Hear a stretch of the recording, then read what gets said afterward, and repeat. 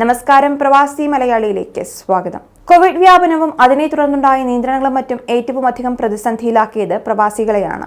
2 വർഷത്തിലധികമായി ലോകരാജ്യങ്ങളെ മുൾമുനയിൽ നിർത്തിയ കോവിഡ് മഹാമാരിക്ക് പല കാലങ്ങളിലായി പല വിധത്തിലുള്ള ജനിതക മാറ്റങ്ങൾ സംഭവിച്ചിട്ടുണ്ട്. കോവിഡ് വകഭേദമായ ഒമിക്രോൺ ലോകരാജ്യങ്ങളിൽ വീണ്ടും യാത്രാ പ്രതിസന്ധി സൃഷ്ടിക്കുമ്പോൾ ഇപ്പോൾ മറ്റൊരു വകഭേദം കൂടി ആശങ്കയായി മാറുകയാണ്. കോവിഡിന്റെ ഒമിക്രോൺ, ഫ്ലോറോണ എന്നീ വകഭേദങ്ങൾക്ക് പിന്നാലെ ഇപ്പോൾ ആശങ്കയായി മറ്റൊരു വകഭേദം കൂടി കണ്ടെത്തിയിരിക്കുകയാണ്, IHU. ഇപ്പോൾ ഈ വകഭേദത്തിന്റെ കൂടുതൽ വിവരങ്ങൾ പുറത്തുവരികയാണ്. ഫ്രാൻസിൽ കണ്ടെത്തിയ IHU കോവിഡ് ഉപവിഭാഗത്തിന് ഒമിക്രോണിലേതുപോലെ സമാനമായ കാര്യമായ ജനിതക മാറ്റമുണ്ടെങ്കിലും വ്യാപനത്തിലോ രോഗതീവ്രതയിലോ പ്രശ്നമാകില്ല എന്നാണ് നിലവിലെ നിഗമനം. ഒമിക്രോൺ വകഭേദം വഴിയുള്ള ആദ്യ കേസ് ദക്ഷിണാഫ്രിക്കയിൽ സ്ഥിരീകരിക്കും മുൻപ് നവംബറിൽ തന്നെ ഫ്രാൻസിൽ B.1.640 എന്ന വകഭേദം കണ്ടെത്തിയിരുന്നു. ഇതിന്റെ രണ്ടാം ഉപവിഭാഗമാണ് ഇപ്പോൾ കണ്ടെത്തിയ B.1.640.2. ജനിതകമാറ്റം ഏറെയുള്ളതിനാൽ ഈ വകഭേദത്തെ ലോകാരോഗ്യ സംഘടന നിരീക്ഷണ പട്ടികയിൽ ഉൾപ്പെടുത്തിയതാണ്. എന്നാൽ 2 മാസം പിന്നിട്ടിട്ടും വ്യാപനത്തിന്റെ റിപ്പോർട്ടുകൾ വന്നിട്ടില്ല. IHU എന്ന ഉപവിഭാഗം വലിയ പ്രശ്നമാകില്ല എന്നാണ് വിലയിരുത്തൽ. വുഹാനിൽ കണ്ടെത്തിയ ആദ്യ കൊറോണ വൈറസിന് 47 ജനിതക മാറ്റങ്ങൾ സംഭവിച്ചതാണ് B.1.640.2. ഇതിലെ ആദ്യ കേസ് കഴിഞ്ഞ മാസം 10-നാണ് സ്ഥിരീകരിച്ചത്. ഇപ്പോഴും 20-ൽ താഴെ പേരിൽ മാത്രമേ ഇത് കണ്ടെത്തിയിട്ടുള്ളൂ. ഇതിലെ ജനിതക മാറ്റങ്ങളിൽ ചിലത് നേരത്തെ റിപ്പോർട്ട് ചെയ്ത ബീറ്റ, ഗാമ, തീറ്റ, ഒമിക്രോൺ വകഭേദങ്ങളിലുണ്ടായിരുന്നു. നിലവിലെ വകഭേദത്തിൽ ആശങ്കപ്പെടേണ്ട സാഹചര്യമില്ലെന്ന് ജെനോമിക് സയന്റിസ്റ്റ് ഡോക്ടർ വിനോദ് സ്കറിയ പറഞ്ഞു.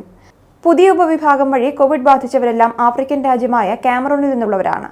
എന്നാൽ ഇതിന്റെ ഉറവിടം കാമറൂൺ ആകണമെന്നില്ല. ഇന്ത്യ അടക്കമുള്ള രാജ്യങ്ങളിൽ ഒമിക്രോൺ വകഭേദം വ്യാപിക്കുന്നതിനിടെയാണ് ഫ്രാൻസിൽ കോവിഡിന്റെ പുതിയ വകഭേദം കണ്ടെത്തിയത്. പുതിയ വകഭേദത്തിന് IHU എന്നാണ് പേര് നൽകിയിരിക്കുന്നത്. ഫ്രാൻസിലെ IHU മെഡിറ്ററേനിയൻ ഇൻഫെക്ഷൻ ഇൻസ്റ്റിറ്റ്യൂട്ടിലെ ഗവേഷകരാണ് പുതിയ വകഭേദം കണ്ടെത്തിയത്. ഫ്രാൻസിലെ മാഴ്സോയിൽ പുതിയ വകഭേദം 12 പേർക്ക് റിപ്പോർട്ട് ചെയ്തതായി വിദേശ മാധ്യമങ്ങൾ റിപ്പോർട്ട് ചെയ്തു. ഇവരെ വിശദ പരിശോധനയ്ക്കായി ആശുപത്രിയിൽ പ്രവേശിപ്പിച്ചു. രോഗം സ്ഥിരീകരിച്ചവർ ഒമിക്രോൺ കേസുകൾ കൂടുതലായുള്ള രാജ്യങ്ങളിൽ സന്ദർശനം നടത്തിയിട്ടുണ്ട്. പുതിയ വകഭേദമായ IHUവിന് പ്രതിരോധ വാക്സിനുകളെ അതിജീവിക്കാനുള്ള ശേഷിയുണ്ടെന്ന് ആരോഗ്യ വിദഗ്ധർ വ്യക്തമാക്കിയിട്ടുണ്ട്. ചൈനയിലെ വുഹാനിൽ ആദ്യം റിപ്പോർട്ട് ചെയ്ത കോവിഡ് വകഭേദത്തിൽ നിന്ന് 47 തവണ ജനിതക വ്യതിയാനം സംഭവിച്ചിട്ടുള്ളതാണ് IHU എന്നാണ് റിപ്പോർട്ടുകൾ. കണ്ടെത്തിയ പുതിയ വകഭേദം ഏത് വിഭാഗത്തിൽ ഉൾപ്പെട്ടതാണെന്ന് അധികൃതർ വ്യക്തമാക്കിയിട്ടില്ല.